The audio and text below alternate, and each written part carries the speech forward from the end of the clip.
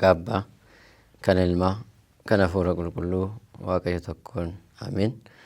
Maatii Waaqayyo ijoollee haadha keenya qulqulleetti dubaroo maarami abbootiin harmooliin obboloonni obbolottan tajaajiltoonni mana kiristaanaa bakka garagaraa jirtan maatiin Waaqayyo kan sin jaallatu Waaqayyoon kan jaallattan maqaa Waaqayyootiin akkam turtanii akkam yoo nageessanii akkam jirtu ameen. Waaqayyo abbaan keenyaa dhiifama isaatiin araara isaatiin jaalala isaatiin yeroo kanaaf kan nu ga'e maqaan isaa yeroo hundumaa kan galatoome kan ulfaate kan kabajame nuuf haa ta'u. Eegumsi ishee kan nurraan fagaanne haadhummaa ishee kan nu eegu haati keenya haati Waaqayyo qulqulleettiin dubaroo maaramii maqaan ishee yeroo hundumaa kan galatoome kan ulfaate kan kabajame nuuf haa ta'u. Waaqayyo abbaan keenya ni gidduutti argamee sagalee isaa akka nu barsiisu akka nu gorsu hubannoo isaa akka nuuf laatu icciitii isaa akka nu ibsu eeyyama isaa fedhaaf jaalala isaa nuuf haa ta'u.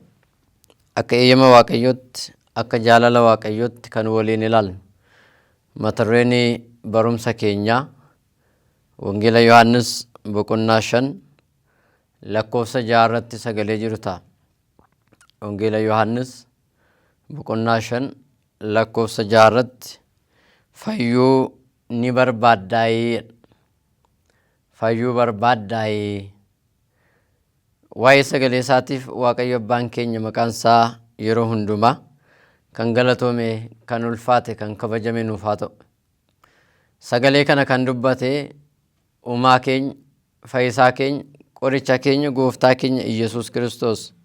Sagaleen kun maal nu barsiisaa ergaan isaa maa inni jennee yommuu ilaallu namni tokko fayyuudhaaf maal gochuu akka qabu fayyuudhaaf fedhii qabaachuu akka inni qabu sagalee nu barsiisa. Sagaleen kun nama ta'ee fayyina kan jibbu hin jiru, nama ta'ee jireenya kan jibbu hin jiru. Garuu namni tokko fayyuudhaaf maaltu isa barbaachisaa, ulaagaalee maalii guutuu qabaa, akkamittiin jiraachuu qaba kan jedhu namni tokko beekuun barbaachisaadha. Fayyina yommuu jennu fayyina foonii jira, fayyina lubbuutu jira. As keessatti kan ilaallu namni tokko lubbuudhaan jiraachuudhaaf fayyina barbaraa argachuudhaaf maal gochuu qabaa kan jedhu sana kan waliin ilaallu ta'a. Egaa barumsa keenyaatiif seenaa nama tokko ka'umsa gooneetu ni ilaalla.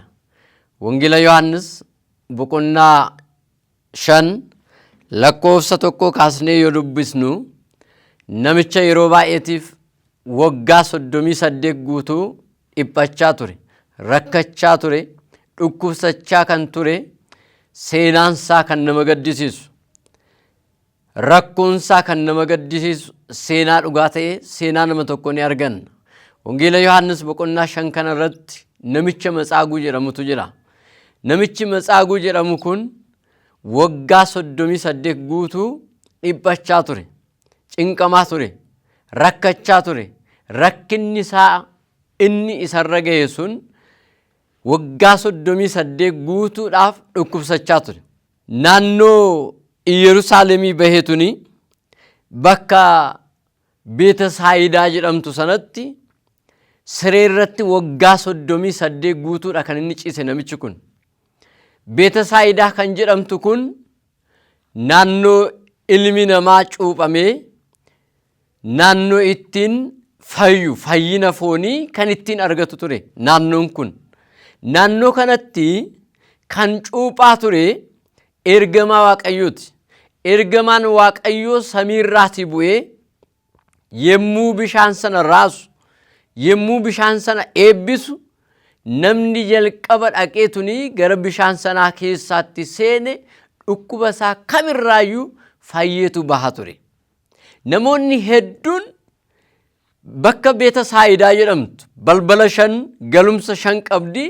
Galumsa 5 sanarra taa'aniituni ergamaa Waaqayyoo dhufaatii isaa eebba ergamaa Waaqayyoo sanaa ni eeggatu ture. Ergamaan kunis torbeetti yeroo tokko samiirraati bu'ee bishaan sana eebbisa. Yemmuu bishaan sana eebbisu bishaan sun hin raafama ture.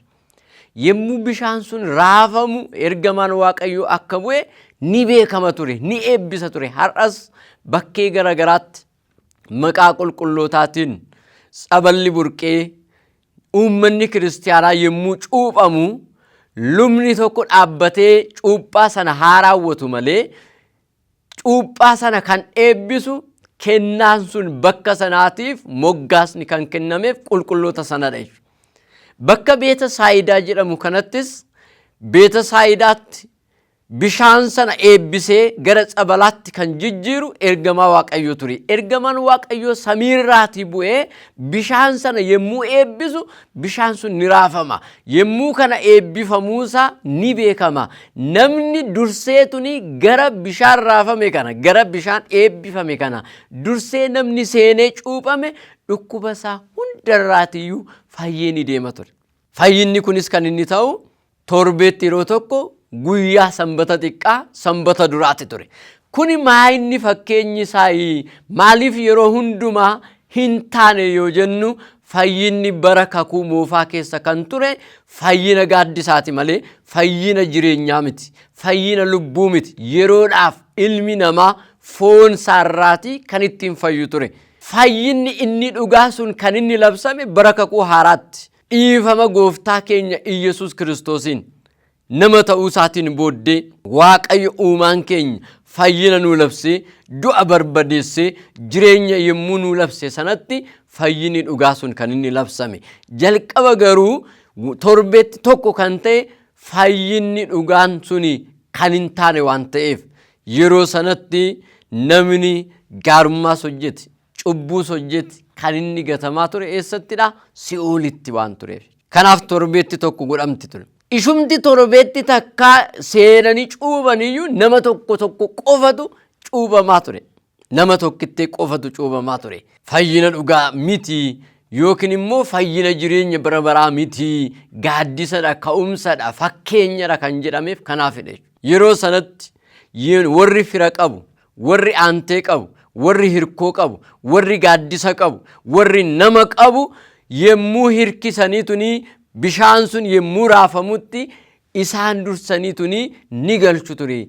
Namichi kun garuu Matsaaguu kan jedhame kun garuu fira dhabuusaarraa kan ka'e, nama dhabuusaarraa kan ka'e, dhaabbatee deemuu dadhabuusaarraa kan ka'e, baay'ina dhukkuba isaarraati kan ka'e sireetti maxxaneetuni waggaa 38 guutuudha kan inni ciise. Dhaala uummata Waaqayyoo rakkoo yoo nutti baay'ates, gidiraa yoo nutti baay'ates, dhiphinni yoo nutti baay'ates abdiidhaan jiraachuun barbaachisaadha. Tarii namni firan dhabe jedhee abdii kutata. Tarii maallaqan dhabe jedhee abdii kutata. Tariitii aangoo hin qabu jedheetu abdii kutata. Abdiin abdii caalu garuu Waaqayyoodha. Namni callisee Waaqayyoon abdii godhatu hin leeyyu, hin qaana'u. Kanaafidha Saqoqaa Ermiyaas boqonnaa 3:26 hanga 28tti namni callisee fayyisuu Waaqayyo abdii yoo godhate gaarummaa qabaayedha. Maaliif? Furmaata kan kennu isadha. Abdii kan kennu isadha. Qoricha jireenyaa kan kennu isadha. Ilma namaatiif gaaddisa kan ta'e isadha. Namatti yoo hirkatte namni si ganuu danda'a. Namatti yoo hirkatte namni si irraanfachuu danda'a. Tarii gaafa qabdu si deeggaruu danda'a. Tarii si bukkee dhaabbachuu danda'a. Gaafa ati dhabde garuu namni kamiyyuu garagalee si ilaaluu hin danda'u. Yoo qabaattes, yoo dhabdes, yoo hiyyoomtes, yoo duuromtes kan sin ganne, kan sin daganne, kan sirraatii adda hin baane Waaqayyo. Ilmi namaa Waaqayyoon abdii godhatee jiraachuun barbaachisaadha. Namichi kun fira hin qabu. Garuu immoo bakka sanaatti hin deemne. Namarraa dhalateera garuu fira hin qabu. Haadhaaf abbaarraa dhalateera garuu hin qabu. Huffanii bakka bishaan sanaatti gataniitu kan isaan deeman. Waggaa 38 booddee garuu Waaqayyo uumaan keenya, gooftaan keenya Iyesuus Kiristoos gara bakka cuuphaa kanaatti ni deemeedha. Maaliif? Seenaan namicha kana akka jijjiiramuuf, fayyinni akka labsamuuf.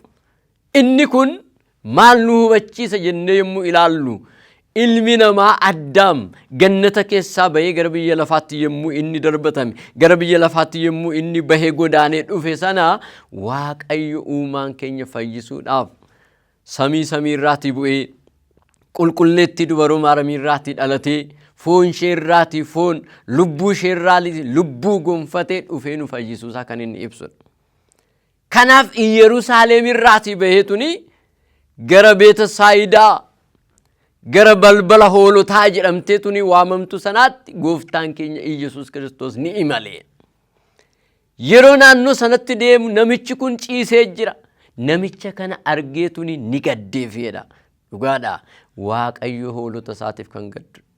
Waaqayyo hoolota isaatiif kan yaadu. Osoo hoolota isaatiif hin gaddu ta'e, osoo isa bade sana barbaachuu hin dhufne ta'e, Waaqayyo foonsaa kutee nuun kennu ture. Dhiiga isaa lolaasee nuun kennu ture. Nuuf jedhee hin garafamu ture. Jaalala ilma namaatiif qabuuf jecha Waaqayyo nama ta'e. Waaqayyo akka keenyaatti ni deddeebi. Kanaaf namicha kana argee ni gaddeefi.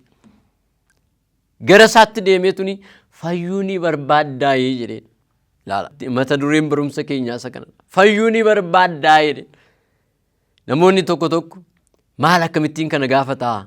Silaa waaqadha, silaa uumaadha, silaa rakkoosaa hin beeka, silaa gidiraa keessa akka ture hin beeka. Akkamittiin kana dubbata jedheetuni namni dubbatu jiraachuu danda'a.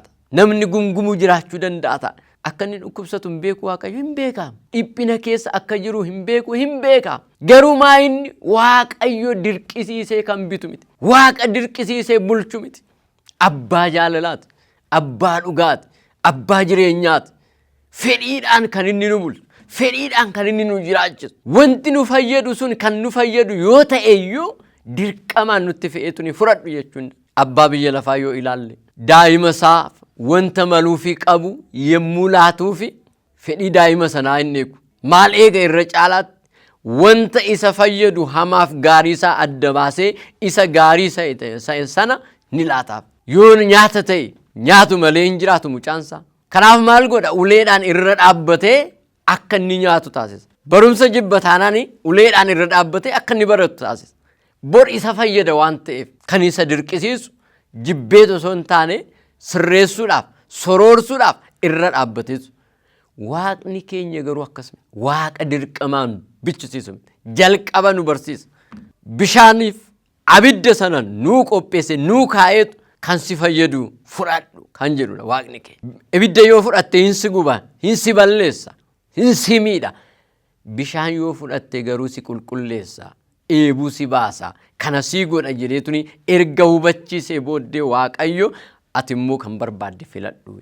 Waaqa akkasii qabna, waaqa jaalalaa qabna. Kanaaf Waaqayyo fedhiidhaan kan inni bitu, fedhiidhaan kan inni bulchu, jaalalaan kan inni jiraachu, waaqa jaalalaa waan ta'eef, waaqa dhugaa waan ta'eef, waaqa jireenyaa waan ta'eef, abbaa dhugaa waan ta'eef, abbaa sooraa jireenyaa waan ta'eef, jaalala isaatiin kan inni. Kanaaf fayyuu barbaaddaa jedheen.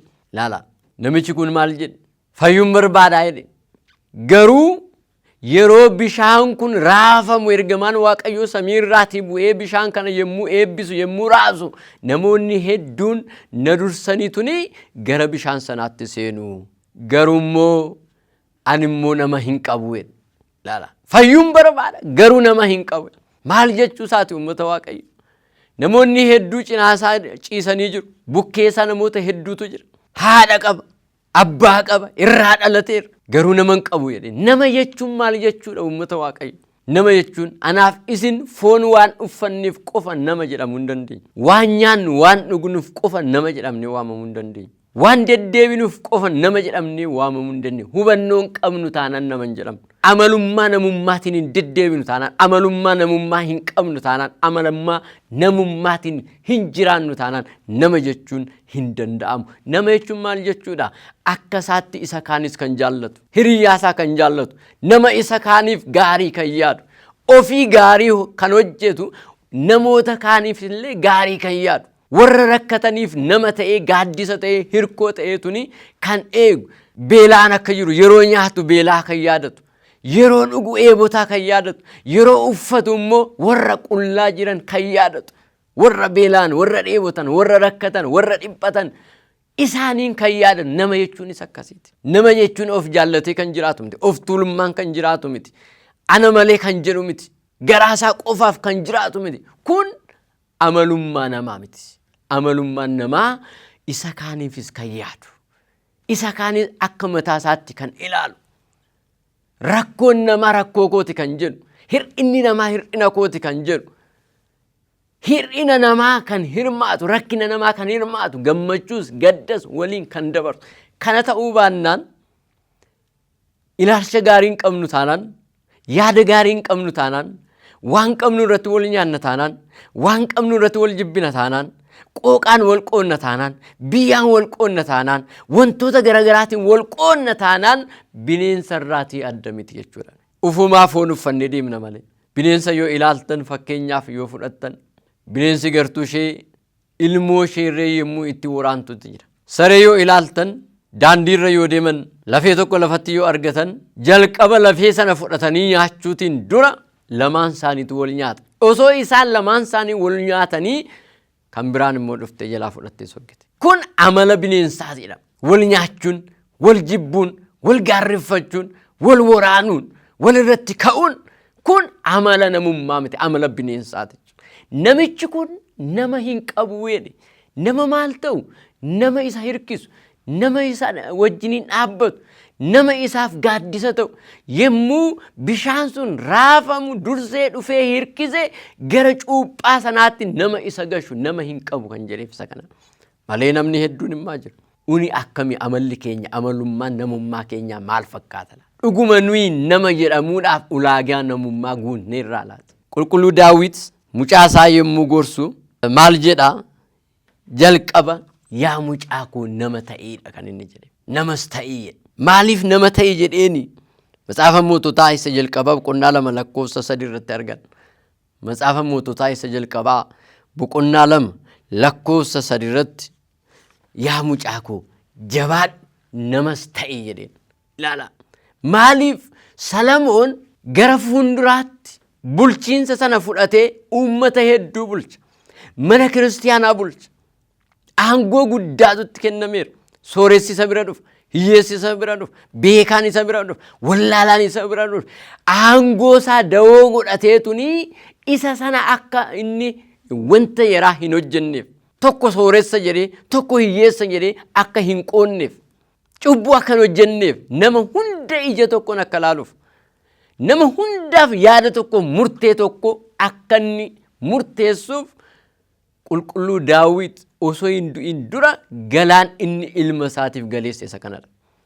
Qabeenya miti, aangoo miti, jalqaba ilma isaatiif kan kenne ofitti waameetuni yaa mucaa koo jabaadhu jedheen.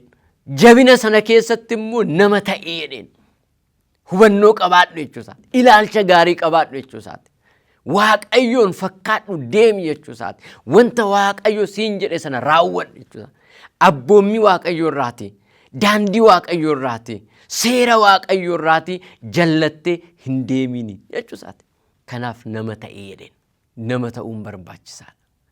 Gara namummaa keenyatti deebi'uun barbaachisaadha.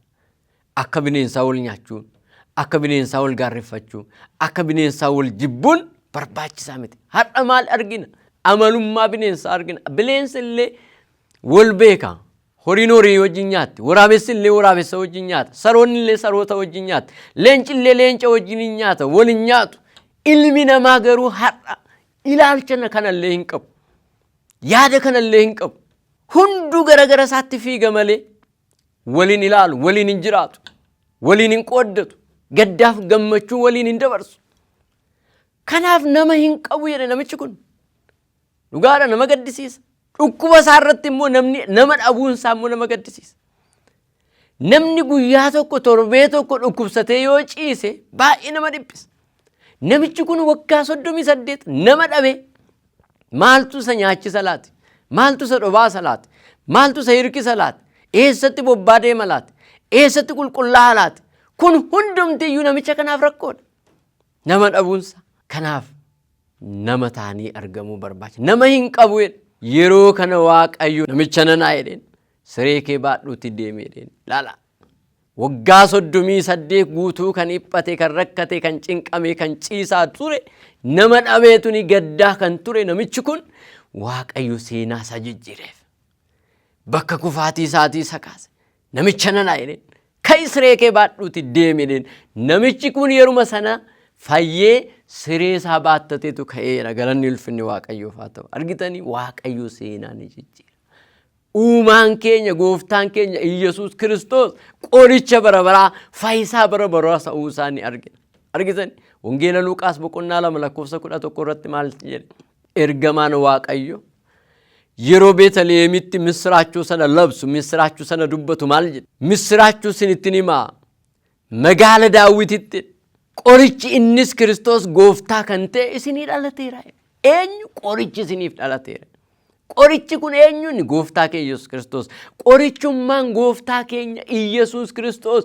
foon irraa qofa fayyisu miti foonis lubbuus kan fayyisu cubbuu irraati kan nama fayyisu qoricha jireenya namaa kennu qoricha abdii namaa kennu qoricha fayyina namaa kennu qoricha cubbuu namaarraa namaa qulqulleessu qulqullummaa kan namaa kennu jireenya barabaraa kan namaa kennu qorichummaan gooftaa keenya Iyesuus Kiristoos kana mirkaneesse gooftaan keenya Iyesuus Kiristoos qorichummaa isaatiin ka'ii deemi jedheen jecha isaa qofaatiin fayyilleen jenne ka'ii deemi jedheen bakka fayyiseera hin beeka waaqummaa isaatiin fayyise maaliif siree sana baadhuu deemi jedhee oolmaa kan oolteef siree sana waan ta'eef anaaf isiin qaama oolmaanuu oole yaadannaa laati waaqa oolmaanuu oole yaadannaa laati nama oolmaanuu oole yaadannaa laati meeqan keenyatu oolmaa namaa yaadanna oolmaa Waaqayyoo yaadanna laati kan namaa haa turu oolmaa Waaqayyoo yaadanna foonsaa kutee akka inni nu fayyise dhiiga isaa lolaasee akka inni nu fayyise nuuf jedhee gara biyya lafaatti akka inni dhufe hin yaadannaa laati nuuf jedhee garafame nuuf jedhee kan kabalame nuuf jedhee kan dhiphate kan rakkate kan cinqame Waaqayyo dhiphina kana hundumaa nuuf jedhee akka inni dabarse hin yaadannaa laati haadha oolmaa keetiidha yeroo jedhuun siree sibiilaa irra ciisaa ture sana baateetu ni deemeera laala fayyeetu ni gammadeetu ni yeroo kana Ayihudonni itti dhufanii laala Ayihudonni itti dhufanii namicha nanaa maaliif guyyaa sanbataatiin siree kee baattee deemtaa jennaan ani maalan godheen isa na fayyise sanatu siree kee baadhu deeminaan jedhee eenyudha inni si fayyisee jennaan hin beeku deebi'eetu ni namichi kun ni gadde ni ganeen gooftaa keenya Iyesuus Kiristoos sanaan booddee darbeetu ni gooftaan keenya Iyesuus Kiristoos gaafa lammaffaa mana qulqullummaa keessatti namicha kana ni argateedha argitanii ni argate sanaan booddee namicha nana fayyiteetta lammataa cubbuu akka hin hojjenneedhen yeruma sana fiigeetu ni namichi kun maal jedhee kan na fayyise isa kanadha kunoo guyyaa sanbataa kan diige seera Musee kan diige osoo ani hin barbaadin kan na fayyise isa kanadha jedheetu oolmaa ilaala oolmaa Kiristoos har'a nama akkasiitu jira oolmaa kan dagatu anaaf isinis bara jireenya keenya keessatti oolmaa Waaqayyo haa yaadan egaa uummata Waaqayyo seenaa kana irraati maal hubannaa namichi kun eeyyama Waaqayyootiin dhiifama Waaqayyootiin jaalala Waaqayyootiin Waaqayyo isa barbaade isa fayyise nuyis illee immoo cubbuu irraati fayyineerra har'a fayyuudhaaf maaltu nu barbaachisaadha ulaagaa maaltu nu barbaachisaa kan jedhu gabaabsinee ilaalla tokkoffaa namni tokko fayyuudhaaf amantii isa barbaachisa ilaala fayyuudhaaf maaltu nu barbaachisa amantii nu barbaachisa kanaaf kitaabni qulqulluu maal jedha wangeela Maatewos boqonnaa 17 lakkoofsa 20 hanga 21 amantii hanga ija sanaaficaa osoo qabaattanii tulluu kanaan ka'iiti achi deemi osoo jettanii isiniif ni ta'a wanti isiniif dadhabamu tokkollee hin jiruudha maaliin amantiidhaan abbootiin keenya amantiin galaana saaqan kan akka Musee kan akka Eeliyaas amantiidhaan samii cufan samii banan amantiidhaan daandii saaqan amantiidhaan dinqii hojjetan du'aa kaasan naafa diriirsan amantiidhaan raajii hojjetan amantiidhaan osoo hin du'in gara samiitti fudhataman amantiin meeshaa balbala jireenyaati kanaaf Waaqayyo ni godha ni raawwata jennee amantiin jiraachuu qabna inni lammaffaan hojii gaarii nu barbaachisa maal jechuudha fayyuudhaaf hojii gaarii amantii qabaattee hojii hin qabdu taanaan du'aadha nama reeffa lubbuun keessaa baateedha jechuudha. Hojiin qabdu taanaan, amantii qofaan jiraatta taanaan. Kanaaf hojii keessaatii tokko inni gaabbii galuudha. Maal jedha kitaabni qulqulluu? Matsaafaa Fakkeenyaa boqonnaa 28 lakkoofsa 13 irratti namni irra daddarba isaa dhokfatu hin hiiqu, namni irra daddarba isaa himatu kan dhiisus garuu araara ni argata jedha. Daddarba isaa jechuun maal jechuudha? Cubbuu isaa jechuudha. Namni cubbuu isaa dhokfatu yoo jiraate, cubbuu isaa kan hin himanne, gaabbii kan hin galle yoo jiraate inni hin fayyu. Kan cubbuu isaa himatu, himachuu qofaa miti. Dhiifama gaafachuu qofaa miti. Cubbuu irraa deebi'uu qofaa miti. Cubbuu sana kan dhiisu jechuudha. Himatee kan irraa deebi'u, kan dhiisu yoo jiraate inni fayyina argata, inni jireenya argata, inni qulqullummaa argata. Kanaaf fayyuudhaaf amantiin jiraachuu, amantii wajjiniin immoo hojii gaarii keessaati immoo tokko gaabbii galu. Erga gaabbii galtee booddee immoo maaltu si barbaachisa? Dhiigaa foonsaa fudhachuu. Gaabbii galtee amantiidhaan jiraattee, kurnoo kennitee, wareega kennitee, wanta sirraa eegamu raawwattee, ati dhiigaa foonsaa hin fudhattu taanaan bilaash. Homaas hin fayyadu. Qoraan cuurtee walitti qabattee tuultee hidhaa malee baachuu jechuudha.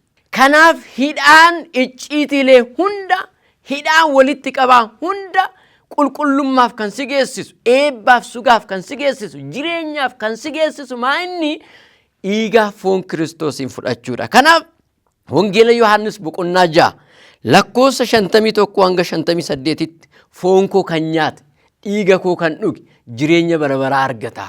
Foon koo kan hin nyaanne, dhiiga koo kan hin dhugne jireenya bara baraa hin argatu. Foon koo nyaata dhugaadha, dhiigni koo dhugaatii dhugaadha. Isarraas nyaadhaa dhugaa. Foon kun eenyuun? Foon Kiristoos. Dhiigni kun eenyu? Dhiiga Kiristoos. Jireenya bara baraa kan nuu kennu. Kanaafuu hojii gaarii keessatti gaabbii gallee dhiigaa foonsaa fudhachuun dirqamadha. Uummata Waaqayyoo fayyuu barbaadda taanaan amantiin jiraadhu. Fayyuu barbaadda taanaan gaabbii gali. Fayyuu barbaadda taanaan dhiigaa foonsaa fudhadhuutii gaarummaadhaan, qulqullummaadhaan jiraadhu. Kana yoo ta'e ni fayyida. Kanaaf Kiristoos fayyuu barbaaddaa jedhe. Namicha kanaan qofaa miti fayyuu barbaaddaa kan jedhe, anaaf isiniin fayyuu barbaaddaa jedha. Eeni yoo jette immoo wantoota kana raawwachuun dirqama keeti. Amantiin jiraachuun dirqamadha. Amantii keessatti immoo hojii raawwachuun, hojii keessaatii muraasni immoo inni gaabbii galuu, dhiigaaf foonsaa qophaa'anii jiraachuudha. Kana goone akka jiraannuuf gaarummaa hojjennee, qajeelummaan jiraannee, gaabbii gallee, dhiigaaf foonsaa fudhannee, qulqullummaadhaan akka jiraannu, mootummaa isaatiif akka qophoofnu Waaqayyo eeyyama isaa, fedhaaf jaalala isaa nuuf haa ta'u. Fayyuu barbaaddaa jedhee akkuma nu gaafate, nuyis immoo deebii quubsaaf gahaa deebisnee fayyinaaf akka geenyu Waaqayyo eeyyama isaa, fedhaaf jaalala isaa nuuf haa ta'u. Kan nu barsiisee, kan nu gorsee, maqaan Waaqayyoo maqaan isaa yeroo hundumaa kan galatoome, kan ulfaate, kan kabajame nuuf haa ta'u. Galanni ulfinni Waaqayyoof haa ta'u. Ameen.